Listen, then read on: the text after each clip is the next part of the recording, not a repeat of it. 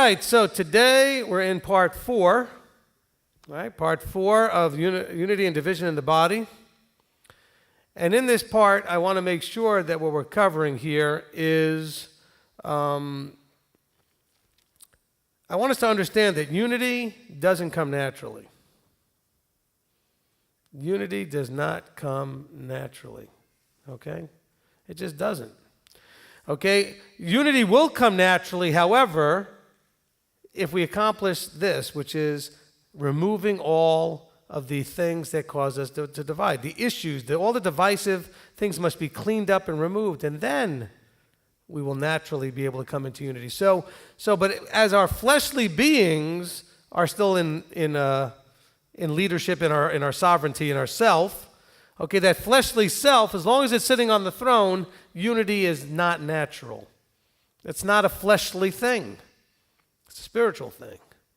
It's not an earthly thing. It's a thing from above. You know, YESHUA said, I want you to be one as Father and Son are one.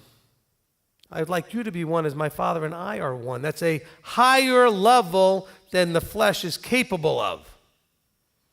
Okay, it's a higher level than the flesh is capable of. Okay?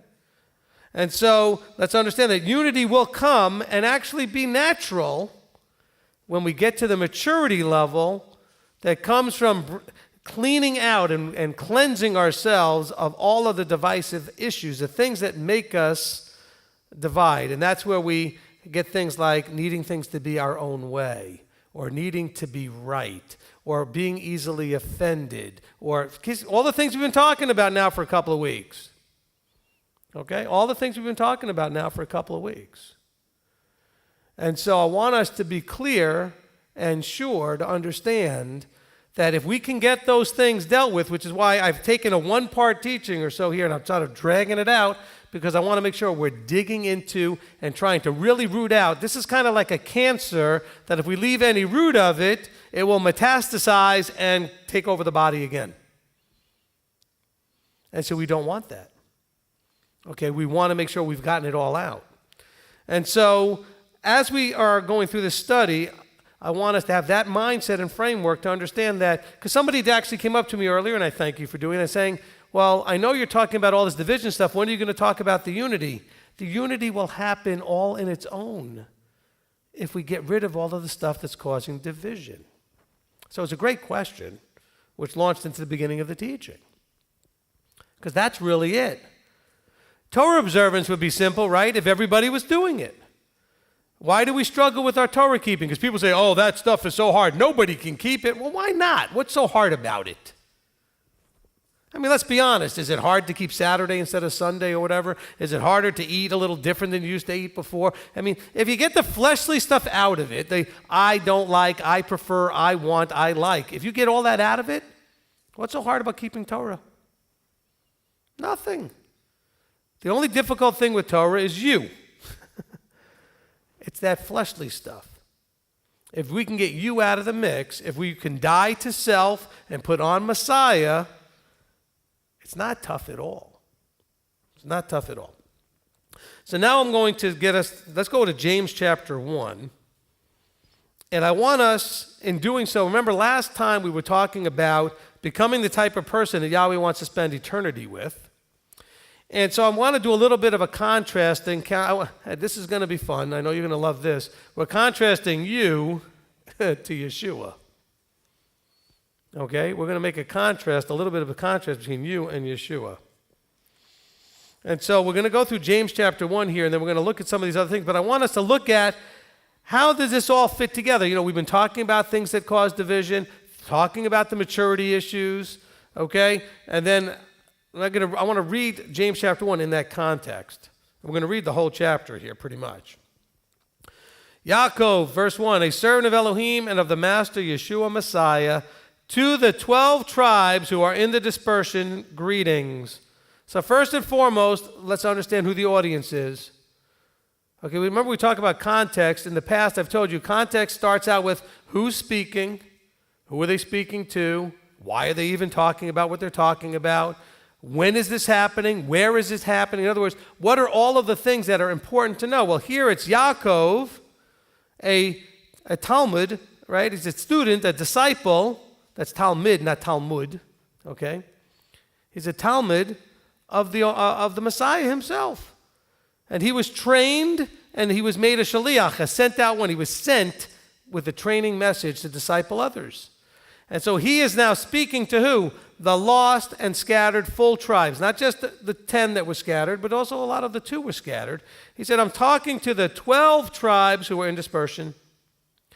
You know what? That's us. We're part of that.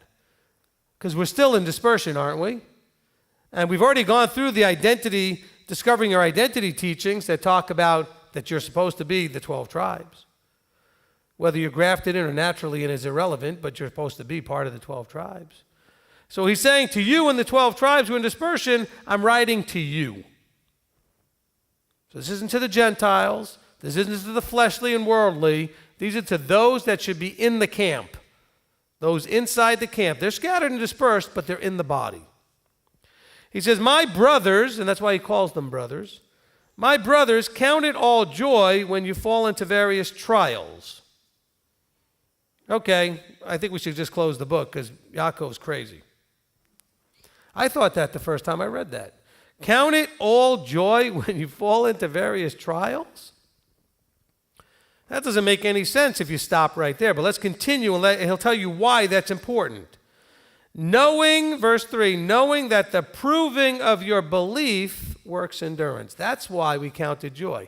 Trials prove your belief and help you develop endurance.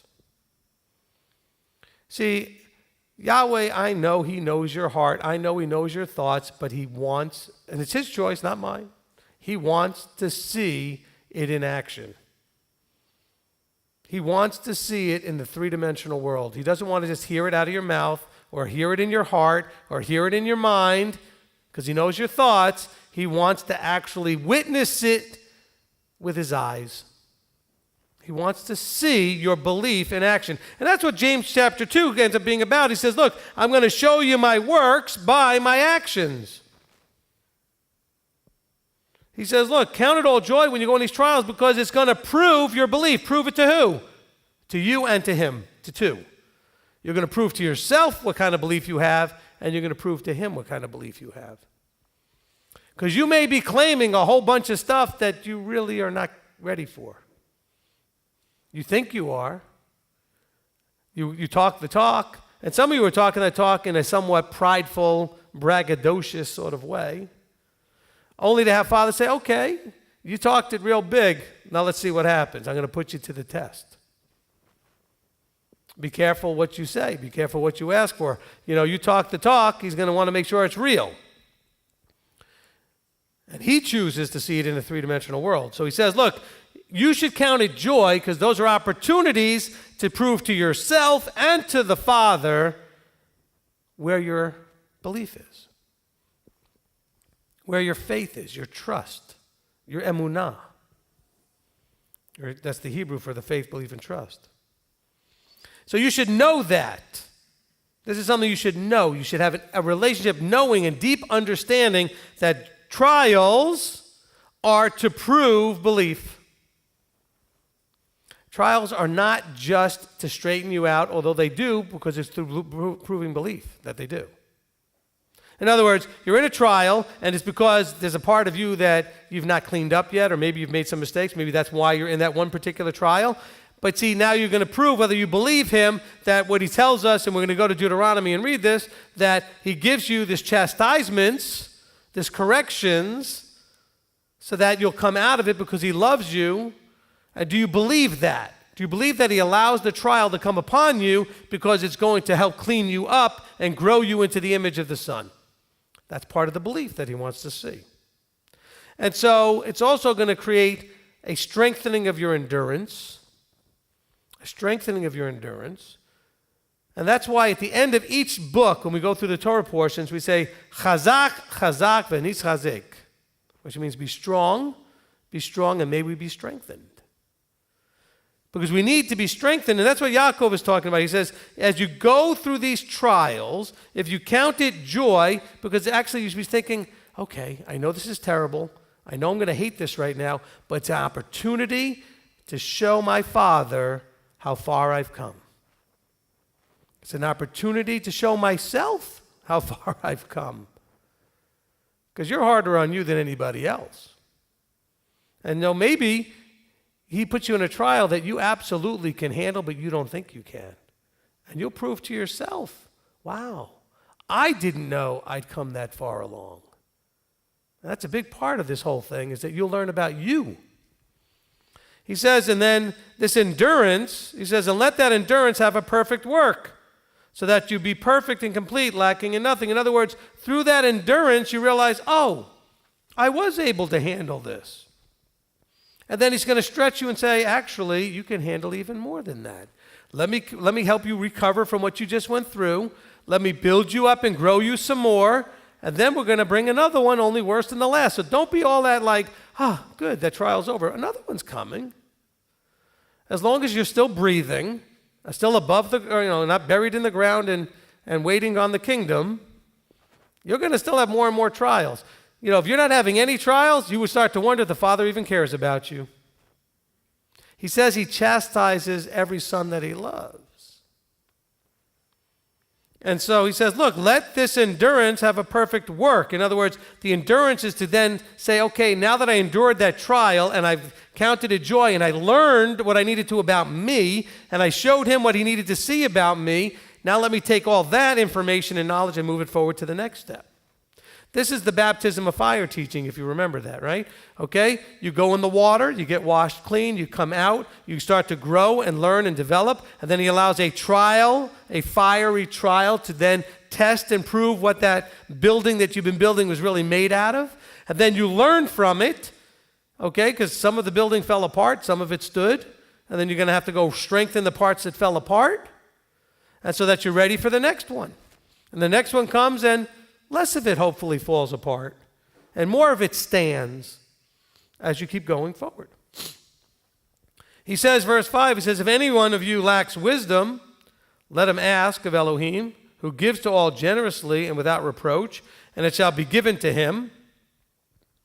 But he should ask in belief, not doubting, for he who doubts is like a wave of the sea driven and tossed by the wind. So now, let's deal with this a little bit. Part of what we're going to talk about today, and we're probably not going to cover it all today. We'll have to get into it in the next part, which will be in a month. Okay? Give you a chance to recover from all this.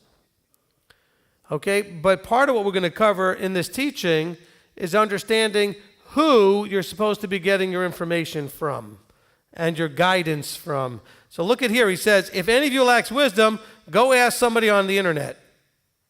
Go ask somebody on Facebook that you don't know. Go ask your best friend or your cousin or your sister. What does he say? Go inquire of Elohim. Ask of Elohim. But now notice, though, verse 6 helps you to understand that it's not just asking Elohim directly. This is not just about direct download. He said, but he should ask in belief, not doubting, for he who doubts is like the wave of the sea, driven and tossed by the wind. So he who doubts is driven back and forth. Is it because you're not listening directly to Elohim? Or is it because you went through representatives or should have gone through representatives, and because you didn't get the solid information? Let me rephrase that because I garbled it up pretty good. You get tossed to and fro because you've not done with faith and belief and trust. You've not found those anointed, appointed you were supposed to find. And then get into submission, into a discipleship relationship with that anointed, appointed, so that you would not be tossed to and fro because now you're asking and doing things that are wisdom.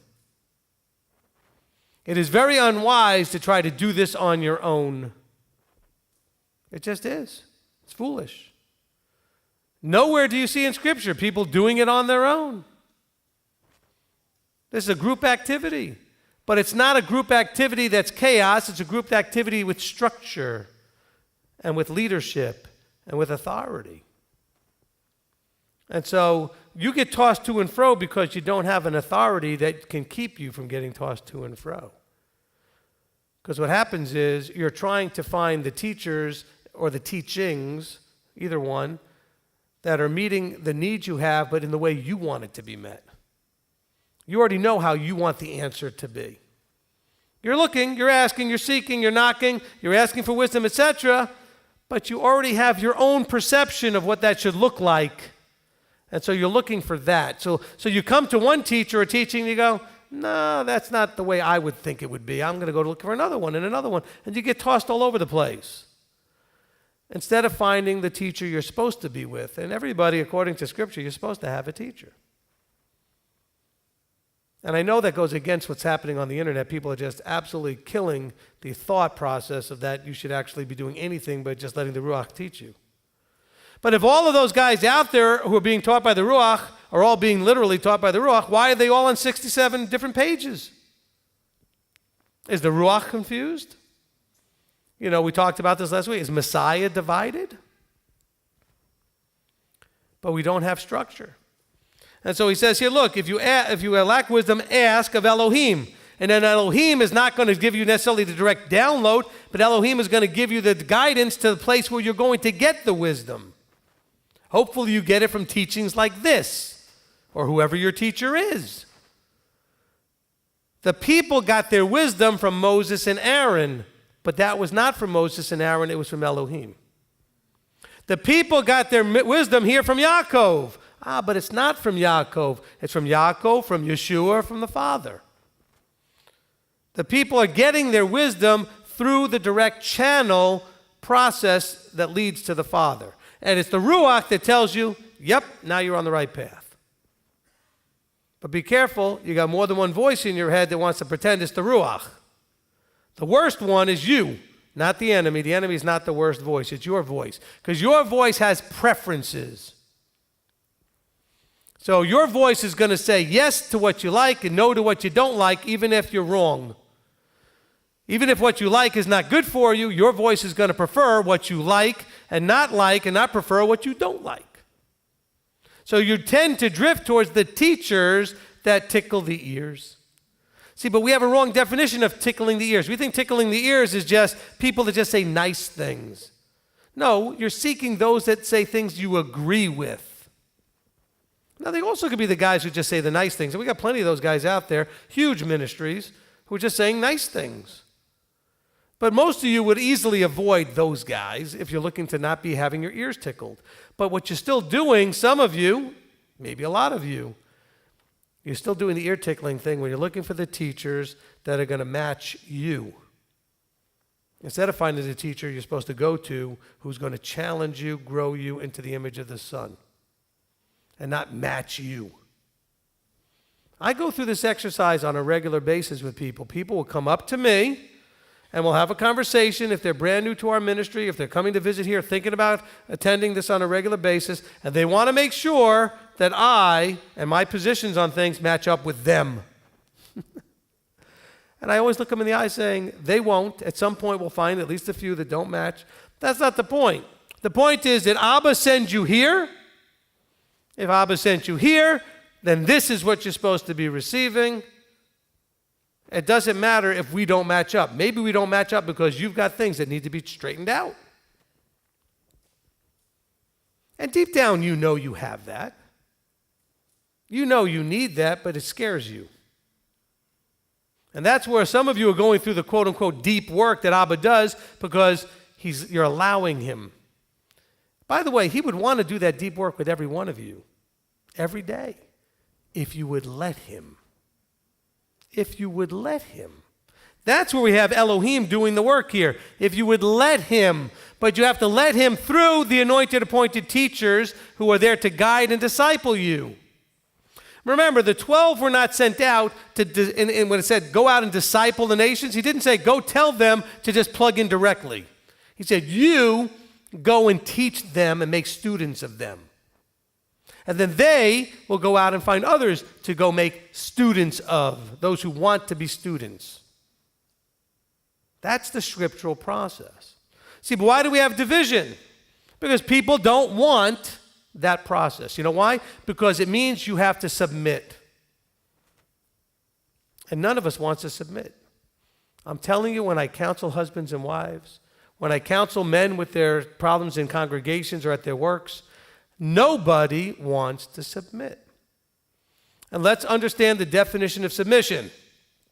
This may mess up some of you. If you agree with what I say and you do it, that is not, big capital N-O-T, not submission. It is not submission until you do it, but you didn't agree with it. There's no submission necessary. Submitting is, you and I don't agree, but I am going to submit to your authority, and I'm going to do it your way because I trust and believe that's what I'm supposed to do, even though I don't agree with you. Then submission comes in. But there's a second part to this. And if you do it, moaning, groaning, and griping, you're still not submitting. If you're going to do it with a long face and a big sourpuss and be all whiny and complaining and mumble and grumble, that's what you see all through the Exodus, right? All through the Exodus, you see Israel doing what? They're submitting, but then they're whining, complaining, and griping.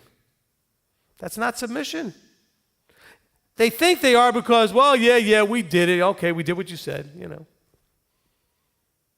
But then it didn't work out the way I thought it should be. I thought there should be water everywhere, and I should have food, and this manna thing is not enough, and whining, complain. When I first did the teachings on the Torah portions many years ago, and I got to some of those first ones in the desert, I actually subtitled it, whine, complain. Because that's what they did on a consistent basis all the time. That's not submission. He brought them out there to teach them submission. Now, why would you submit? Submission is not something forced on you, by the way. If someone forces you to submit, it misses the whole point. It misses the whole point. Okay? I didn't bring that in my notes today, but I have it in my notes for the next week, but I'll say it today instead. If I make you, in other words, by intimidation, force, lording over you, whatever, if I make you keep commandments and do certain things a certain way, and you did not want to do it, that benefited nobody. Didn't benefit me.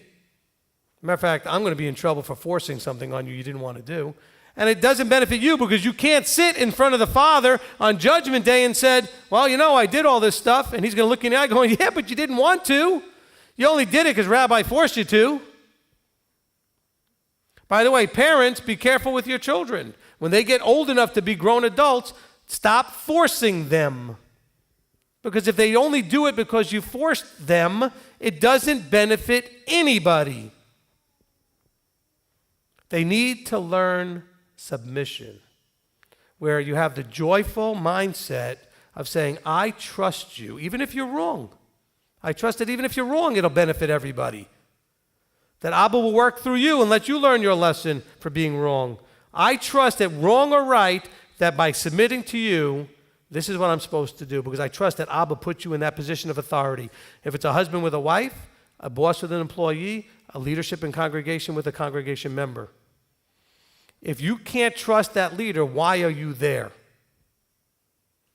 Why would you sit under that leadership? And that includes husbands and wives. Why would you get married to someone you're not willing to submit to?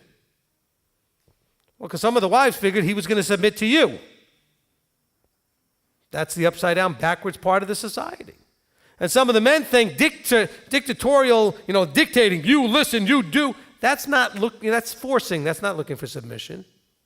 You want them to do it because they want to do it. They want to submit. If you've got to force them to submit, you don't have a marriage either. You're not a leader. She doesn't trust you. She doesn't believe in you. That's why people don't submit. Trust, belief, faith, missing. So they won't submit. So what happens is you're allowed to go through a trial. You're allowed. You have an opportunity. You are blessed to have a trial that you can count joy because it's going to prove your belief or lack thereof. And you get to now work on it. Okay? It's like taking something out for a test run to see how it works. Or if you're doing you're cooking something for the first time and you made up a new recipe and you go to taste it, and sometimes you go to taste it and you go, ugh. And then you got to figure out what made it taste like that. Because it was missing something or had too much of something. That's life. Okay, life is like tasting the soup, right? You're making a soup, you put in your ingredients, they made it from scratch, And you go to taste it, and if it doesn't taste right, it's got one of two things. It's either missing something. Actually, I should say three things. Missing something, not enough of something, or too much of something. Something doesn't belong in there. And so now you start thinking, okay, I wonder, did I put too much this, not enough of that? What? Maybe if I added this, it would fix it. That's like your trial. The trial opportunity is for you to go through an experience in your life so that you can then analyze, is something missing, something not enough, something too much, something needs to be gotten rid of completely? Because if we could go through those processes, we could grow up finally. I don't want to be blunt and insulting, but I happen to be born with blunt. Okay? I don't do beat around the bush. I do blunt. But then again, you know what? I read this book. He doesn't beat around the bush either. He's pretty blunt. And so we need to understand that that's why we still have division. That's why we don't have unity. Because as we go through these trials, we're not doing a good enough job of saying, okay, what was I supposed to get out of this trial? What was I supposed to learn about me? Because obviously in this trial, now bear in mind, I want to make sure I package this right. You're not suffering the trial because you did something wrong necessarily. You're suffering the trial because it's an opportunity for you to learn about you. So maybe it's not that you did anything wrong, but you're not doing enough of something right, and he's trying to get your attention to realize you have something that's not enough of.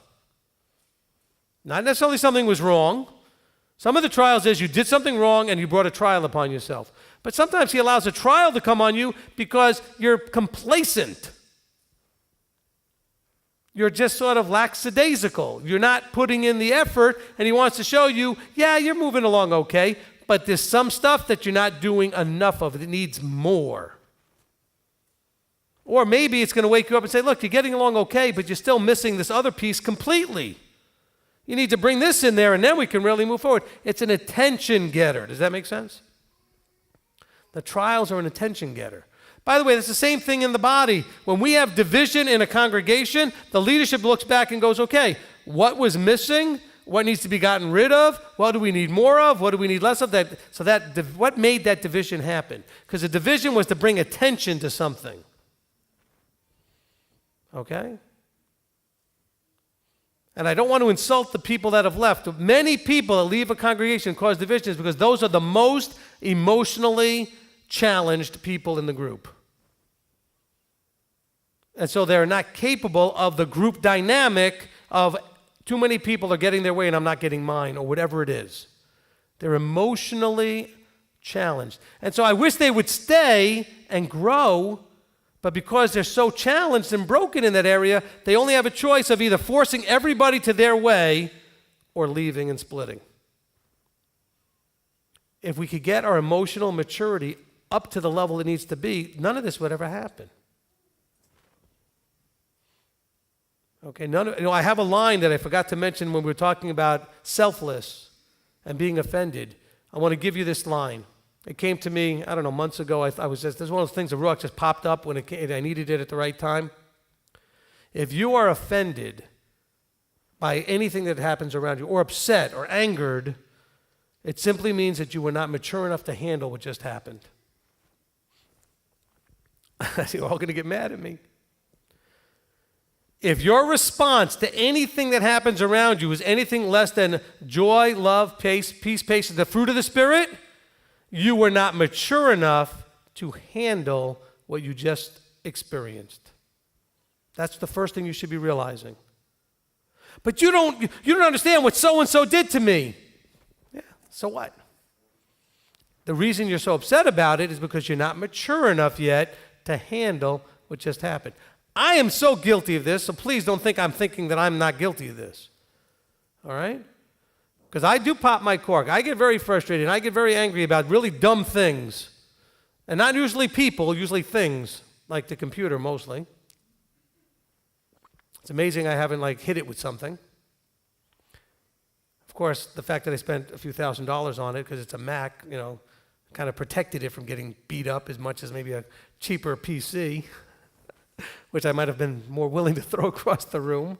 But every time those things happen, I have to remember it's simply showing I'm not mature enough in that area to handle what was happening. This is where divisions come from. This is why we don't have unity. Most of the body in many, many areas is not mature enough to handle what happens around them, and that's where the splits come from. That's where the attack, because you're not mature enough, you lash out in some way. You lash out in some way. Is this not true? Okay? So next time you're going through something and you're anything but those 9 aspects of the fruit, then you know that whatever just happened brought to light, like the trials here in James chapter 1, or Yaakov 1. It brought to light in that area you were not mature enough to handle whatever happened. And that should be a wake-up call to your needing to grow in that area, to your needing to then get to the place where you no longer would react that way. In other words, get to the place where it would not generate the upset, the anger, the frustration, the hurt feelings, the offense, the sadness, whatever it is. I mean, depression. I mean, all spectrums of emotions that you could react to that are not part of the 9 aspects of the fruit of the Spirit, which we went over last week. So if any of your reactions are not love, joy, peace, patience, etc., then you are not mature enough in that area. And so all of us need to really think about, okay, instead of me always thinking how the other person needs to, man, if they would just grow up, go to the mirror and say that. If you would just grow up. Because it's so easy to see it in everybody else. You know, it's so easy. And so it says here now, so if you lack wisdom, ask Elohim, who gives generously. He'll guide you to the right person with the right wisdom. And by the way, that doesn't mean you're going to like what they say. Matter of fact, if you do like what they say, you probably should go to somebody else. Unless you like it because you realize they cut right through to what it is, and it hurt. And even though it hurt, but you like the fact that they told you straightforward and honest. You know, I've had people walk away from our ministry because they don't like that I just cut right through and straight. I'm sorry, but Abba didn't pick me up and make me a feather duster. He made me a scalpel. Okay? I don't choose that, by the way. I don't think, how can I get up there and cut into everybody today? My wife has asked me in years past, well, can't you just get up there and do something light? Still teach Torah, but just something, I mean, you really are so, man, you're wearing people out with all this heavy stuff. And so I did a teaching called, I'm trying to think which one it was, Rejoice. Boy, that was a light one, wasn't it? But that was my response to trying to fulfill what my wife had asked, because I love my wife, and she had asked me to do something a little bit lighter. So if you remember Rejoice, which I think is a couple of parts, it didn't come across exactly how because I'm not in charge up here. And I came up here trying to just do something all nice. Like when you asked, hey, when are we going to just talk about the unity stuff and everything? Well, no, the unity stuff will happen naturally after we get rid of the problem stuff.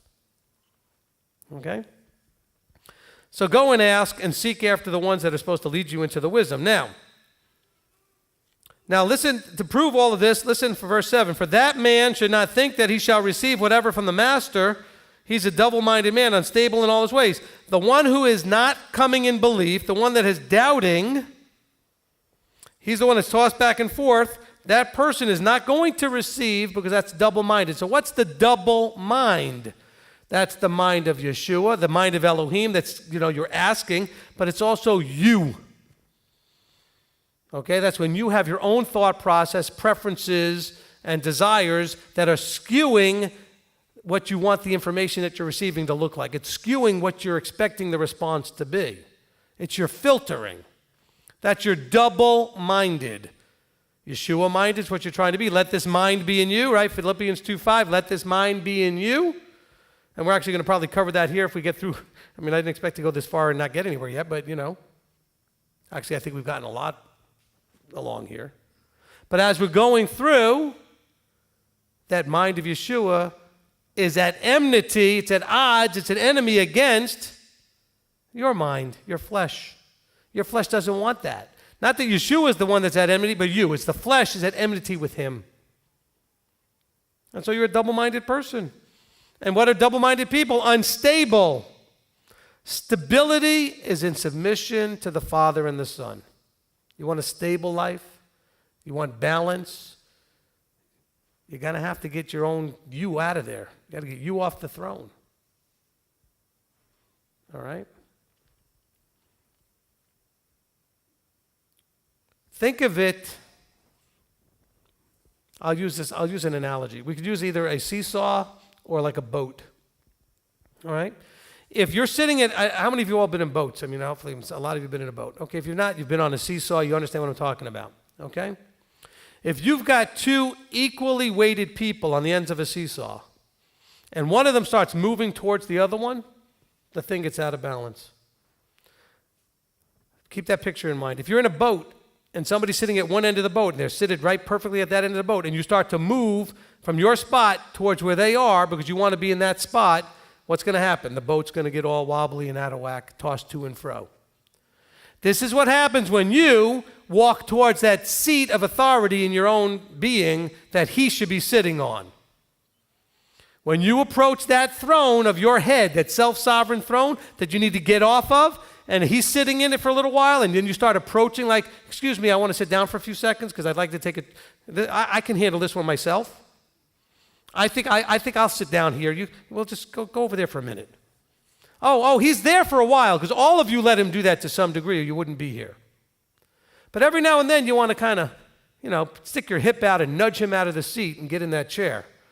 As you approach that throne, this is not like approaching his throne. I mean the one in your own head. You're going to be tossed to and fro. Now you're looking for that authority. You're going to be unstable. It's going to be wobbly.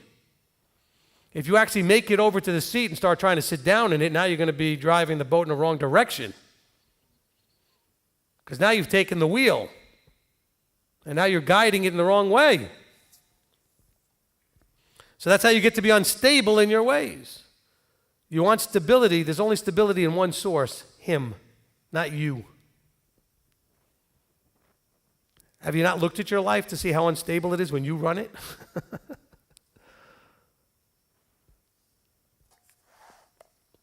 Verse 9, let the lowly brother boast in his exaltation, but the rich in his humiliation, because as a flower of the field he shall pass away. For the sun rose with burning heat, and withered the grass, and its flower fell, and its pretty appearance perished, so also the rich man shall fade away in his ways. You know what? I'm not going to get into those two verses for right now. I don't want to dig too deeply into the metaphors, but let's continue into verse 12. Okay? Now, verse 10 and 11, 9, 10, and 11 absolutely have to do with this teaching. I don't want to kind of have to dig so deeply into that for right now. But trust me when I tell you it's consistent with the theme. And now go to verse 12. Blessed is the man who does endure trial. So now we're continuing with what happened in verse 2 and 3. Blessed is the man who does endure trial, for when he has been proved, he shall receive the crown of life, which the Master has promised to those who love him.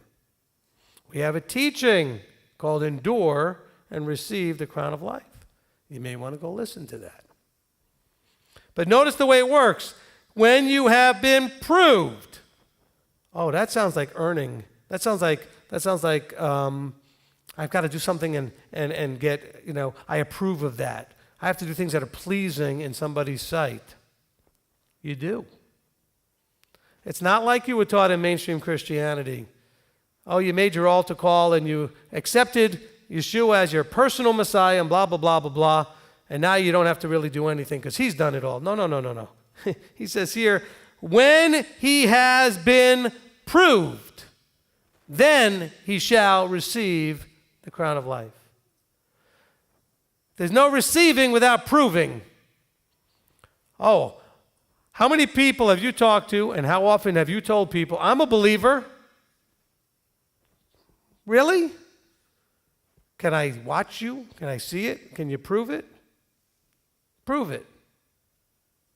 What do you mean, prove it? I believe in Messiah. Okay. That's nice. I believe you. I believe you believe that there's a Messiah that existed and exists and will come again. I believe that you believe that. But where's the proof? The proof comes in the trial. Because through that experience, you must actually demonstrate your total belief and trust, or lack, because how you get through the trial, maybe because you lack trust, that's why you suffer.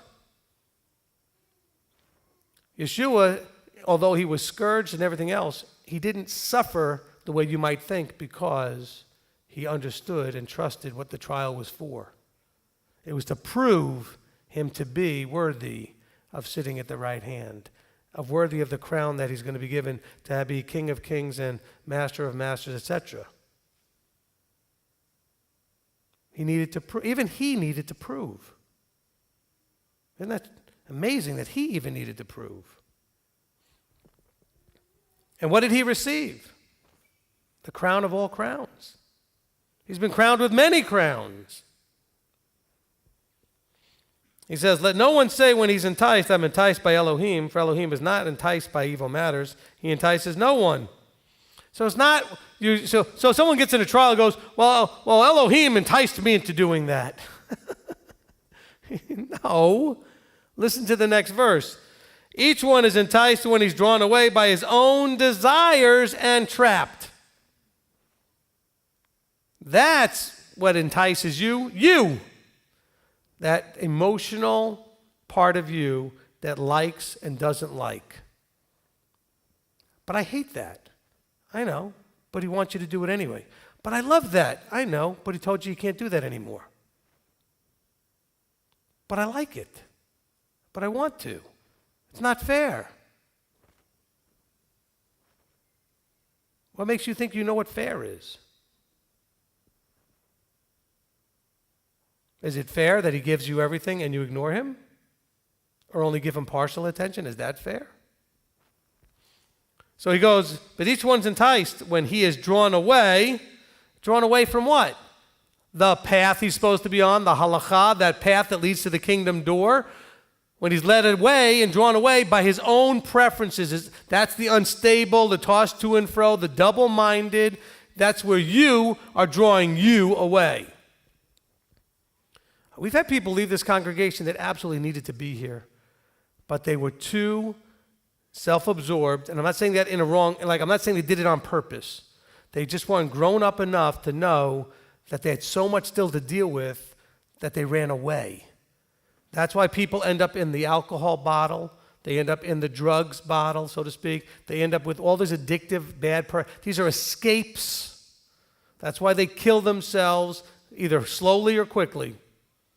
They're still killing themselves when they do some of these things. It just doesn't happen right away. When they live in an abusive, self-abusive place with what we do through our addictive escapisms. We run into all kind of bad lifestyles. Why? Because we can't deal with our inability to be mature enough to do things his way. Because what his way does, and this is the part we hate the most, his way tells you absolutely, without any hesitation, that you are wrong. On some part of you, in the way you see the world, is wrong. That it's not lined up with him. Now, he doesn't hate you for it. He doesn't blame you for it. He's just trying to show you, hey, I love you, but you don't understand that this part of your life, this part of the way you're living and the way you see the world, it's wrong and it's hurting you. It's wrong and it's hurting others, and I'm trying to wake you up so that you can see it the right way. I'm trying to get your attention so that you can see it the correct way. But we don't want to know. Don't tell me I'm wrong. You want to see a fight? Go tell somebody how wrong they are. Oh, you'll see a fight. You'll see one real quick. Tell them you're right and they're wrong. Even if you don't tell them you're right, just tell them they're wrong. You'll get a fight. We don't want to be told we're wrong. But we're told from Scripture, anything that's not the Father-like in its way is wrong. Anything not YESHUA-like in its way is wrong. We have the Son and the Father to show us what is right, what is good. We did a teaching called Well Done, Good and Trustworthy Servant, okay? Good, okay, it says, well done, good and trustworthy and servants. That first part of the teaching was on understanding what scripturally good is. Well, I'm a good person. I don't understand what the big deal is. Are you? Well, I'm a good person. I don't know. What's your measuring stick? Do you know what good is scripturally versus societally? We as a society, we have an understanding of what we think good is, what right is, what wrong is. But what measuring stick are you using? Societies, your culture, your family, how you were raised, where you live, what era you live in, what time period you live in? Or are we going by the Father's word? This is right, this is wrong. This is good, this is bad. But see, again, that we're not emotionally mature enough to be told that and not be offended, upset, depressed, whatever. Because some of you will take it to the extreme on the one side where you'll be like, well, then why try? I'll never be good enough. See, now you're not believing him when he said, I didn't start a work in you that I can't finish. Now you're not believing him when he said, it's desire, if possible, that all men can be saved. In other words, you're not believing him when he said, I didn't put you in a trial that I wouldn't also provide a way of escape. But he says here and through Yaakov, these are endurance issues. In other words, you're learning from this one, and you'll get another one and another one. Each one, as long as you're growing and learning and growing and learning, you're going to be just fine. But if you're stagnant or going backwards, now we're going to have a problem. He's not expecting you to be perfect yesterday or today or tomorrow. You know, we didn't go to Deuteronomy yet in 8 and verse 2. We're going to get to that whole section in, probably next teaching, because we're going to still be stuck here in Yaakov for a little while. But let's understand, Deuteronomy 8:2 says that he is wanting to see whether it's in your heart to keep commandments, not whether you'll do it perfectly. Whether you want to do it perfectly. Where is your heart? Are you doing it reluctantly, kicking and screaming, or casually, or with all your heart, with all your strength, because you want to? Okay? But yet we're enticed and drawn away by our desires. Now we see that and we think, oh, desires, we think of like all these terrible vices that people have. No. You desire to just do certain things on Shabbat that really you shouldn't, but you desire them. So if I get people, and if you're online live stream, I'm not talking about you. I'm not giving anybody your name. Okay? But people have asked me about Sabbath keeping, and we're going to have a teaching on that at some point soon. Is it okay to, and we can fill in the blank with many things, is it okay to go to the gym and work out on the Sabbath? I find that relaxing. It's restful. No. Why are you going to the gym? Is it because he wants you to or because you want to? There's a simple question to answer all your Shabbat questions. Is it something he wants or what you want? Are you going because he likes it or because you like it? Now, I know you like coming to services, but it's also what he instructs you to do, and he likes it. See, sometimes it's both. You can like it and he can like it. And that's actually where it's supposed to be mostly, that you both like it. But when you ask me if you can go to the beach or you can go to the gym or you can go to whatever on Shabbat or hang out at home and watch movies, not Bible movies, but just secular stuff, whatever, or read whatever secular books, these are very restful things. I'm resting, I'm not working. But it's still, you're doing what you want on his day. That's why it says in Isaiah 58, the last two verses, he says, if you would turn away your foot from doing what you want on my day, on my Sabbath, then things are going to really be good. Look at verse 13 and 14 of Isaiah 58 when you get a chance. That's your framework for all your asking me questions. You want to ask me questions? I'm going to send you that verse anyway. How does what you want fill into that two verses? Are you doing what you want on his day? Or are you doing what he wants on his day? Because you know you can work out any day, but you like it. Makes you feel good. And that's what it should. Working out feels good. You pump those good endorphins in your body and you're getting all the blood pumping and it cleans out the system. It's great. But it's not about him. And so when we look at this, saying being drawn away by your desires, that's why we break any commandment we break. It doesn't have to be the most overt things of the things that we think of as like extreme vices and lusts. When you do what you want instead of what he says, this verse is what's happening. When you do what you desire, what you want, desire, and try to spin that's what he wants when it's not anywhere in his word, that's you being drawn away by your own desires. And then you're trapped. And you know what? I never really thought about how to deal with this trap thing. I think you're trapped. See, I waited till I got up here. I'm thinking, Ruach, just give me the words. I'm thinking right now that the trap thing is because now you've convinced yourself that what you're doing is right. And you convince yourself that it's him, that he gave you permission, and now you're going to continue to do it. You're trapped because now you're convinced you're doing right when you're doing wrong. And then there's a second layer to the trap. Most of you will also try to talk to others about it to try to see if they'll agree with you so that you can have a backing up of your opinion. And that's where the division starts to happen. Because now you're talking to others and you're trying to say, well, what do you think of this whole working out and the whole gym thing? Or what do you think of this whole going to the beach and surfing or whatever you want, whatever you want to do at the beach? What do you think about these things, right? What do you think about going for an hour and a half bike ride? What do you think about, and we're in nature and we're enjoying and appreciating what God's made. Is that really why you're going on the bike ride? Is that really why you're going to the beach? Is that really why you're going to the gym? Is that real? Just keep, on and on and on and on and on. Is that really why you're going? Look, you want to go for a walk? Go for a walk. Okay, but if you're going on a 5-mile walk, now we're talking that something's a little different. Now you're going for a walk because you really wanted to get some exercise. You're not just going to look at the nature. Do you understand the difference?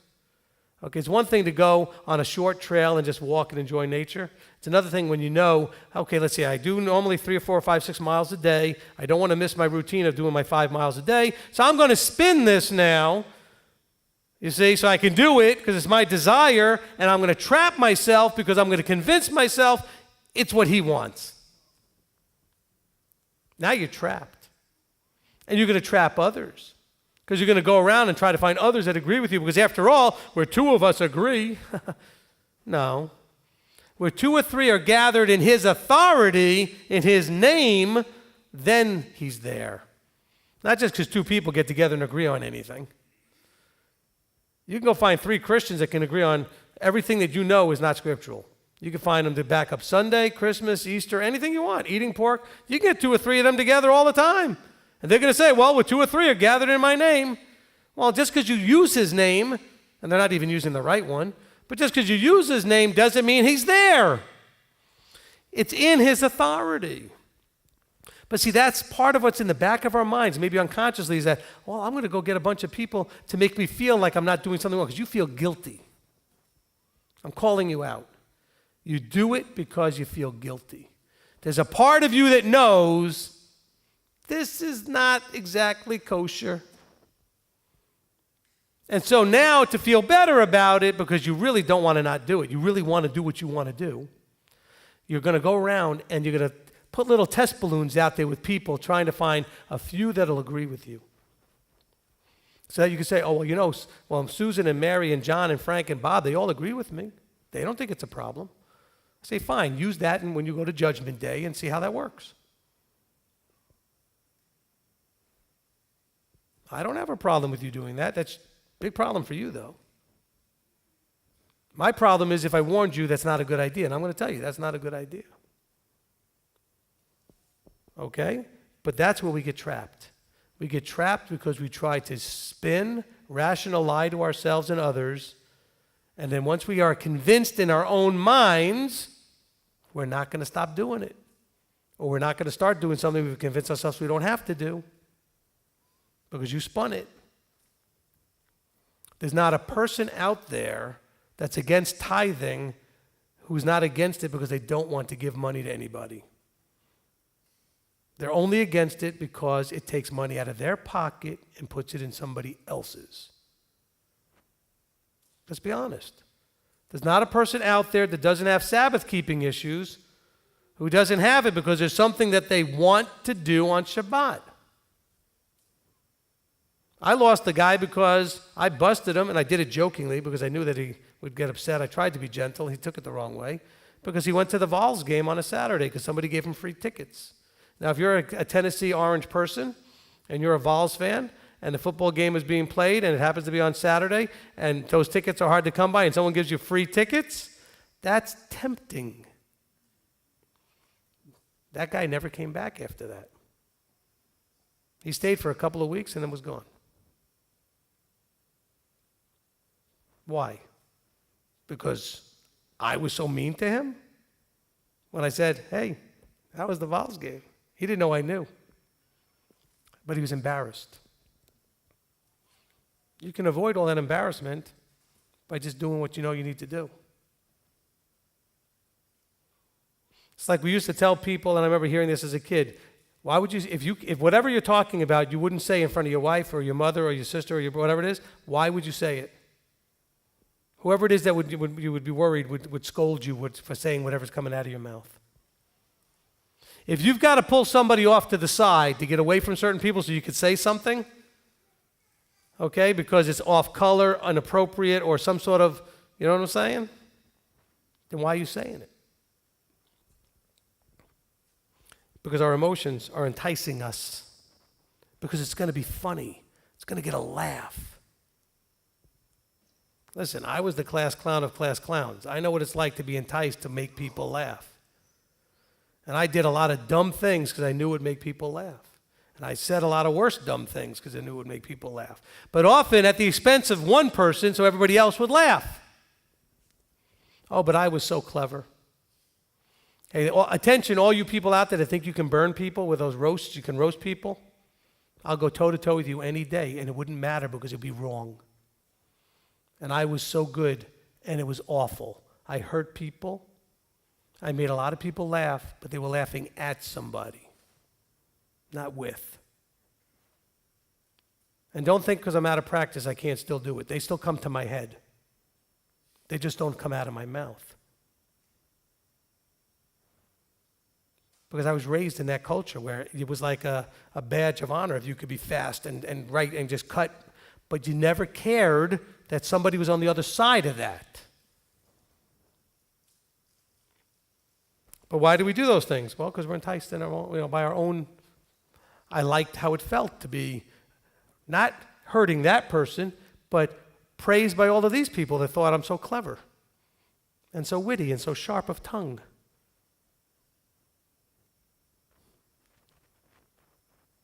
Pleasing all the wrong people. I see the teenagers doing it now today. Oh, roasting is a big thing. Oh, they think they're so clever. Some of them try to do it around me. And every now and then I'll throw one out there just to show them that they're amateurs. And I'm not saying that to brag. And my son can vouch for it. He's seen it. Okay? Actually, you guys all saw it the day that I said, oh, being off by one day. I said, how about the Sunday keepers? And I went,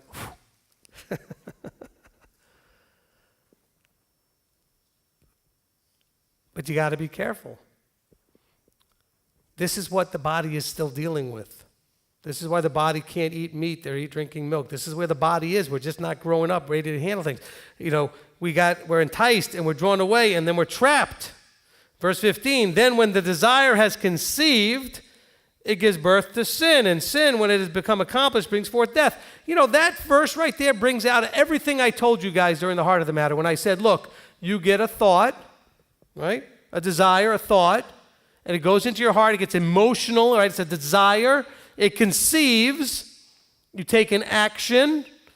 That action over time leads to a destiny. And what he's telling you here is this is the destiny of this particular type of thought process. You think, you desire, you take action. That action ends up being, it turns out it's sin, and sin accomplishes nothing but death. See, that whole process that I taught you for 64 parts of the heart of the matter is right here in Yaakov. You think, you put emotion to it, it births an action. The action, if it's sin, is going to lead to death. If you think, you get emotion attached to it, and the action is good and right, it's going to lead to eternal life. He's simply explaining the process to you. It's not a complicated process. He says, do not go astray, my beloved brothers. Don't go astray. Every good gift and every perfect gift is from above, coming down from the Father of lights, with whom there is no change nor shadow of turning. I think we're going to end with this verse. I'll say a few things about it, then we'll end. This is where it's got to be, connecting this to the unstable. If it's a good gift and a perfect gift that came from above, came from the Father of lights, who he does not change, if you were in line with that, you would not change. You would be stable. This is the discussion that I've had with many people where I've had to walk them through why the law has not been done away with. Because they'll be like, oh, well, that's all been nailed to the cross, blah, blah, blah. And I say, okay, let me ask you a question. And I use their own terms, does God change? They say, no, of course not. You know why? They've read this verse. They've read the verse in the Old Testament that says, I am Yahweh, I change not. They've read the verse when it says, YESHUA the same yesterday, today, and forever. So that's an easy one for them. But it comes from right here. It says, look, every good gift and perfect gift is from above, coming down from the Father of lights. So now, knowing this verse, and I know that they believe Yaakov is telling the truth. I do too. You do too. What does that mean then? He says, okay, if Yahweh says something, it's good and perfect. It's a gift. Oh no, it's that burdensome, horrible, awful law. No, every good gift and every perfect gift from a Father above. And I could even switch that around. Everything from above is a good and perfect gift. It comes from above. So then I asked them, I said, okay, if God doesn't change, then can anything he says is right ever be wrong? Can it? By definition, it cannot. If he says something's right, it will always be right. Otherwise, he's changing. If he says something is wrong, can that ever now be right? No. If it's wrong, it's always wrong. So right is always right, and wrong is always wrong when it comes from him. Otherwise, he's changing. So now I asked the person, I had this conversation at a conference, sitting at a table where a person was eating pork sausage with their breakfast, because this was a Christian conference I was invited to as an observer. And I observed a lot of stuff, I'll tell you right now. But I said this to the person, and I said to them, after going through the process, God doesn't change, right is right, wrong is wrong. Then I say, then how do you eat that pork sausage? And that person looked at her husband and said, we need to change tables. It's not complicated. It's not complicated. And it's right here. Every good gift, every perfect gift is from above, from the Father of lights. And not only does he tell you it's perfect and good, but it enlightens, it illuminates, it shines and shows you. The light of the Torah, the light of the truth, the light that's YESHUA. YESHUA, the light of the world. His word, his truth is a light a lamp unto our feet. Right? Psalm 119. When he says that, thy word, right? But the word we know put on flesh and walked amongst us. YESHUA, our Messiah. So having purposed it, he brought us forth by the word of truth for us to be a kind of first fruits of his creatures. And that's where we're called to be right now. There's more to the chapter. We're going to stop here. But I'm hoping that we're getting this. He did this because he purposed it so that he could bring us forth from where? From the world, from out of the worldly, fleshly mindset, behavior, lifestyle, to be brought forth by the word of truth to be a first fruits of others that would be coming out of her, my people.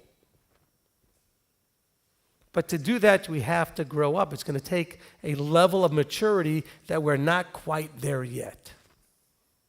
We're not quite there yet.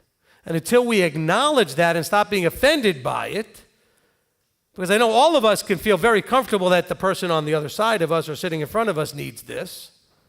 But until you own it, you have to own it. You have to wear it. It's you.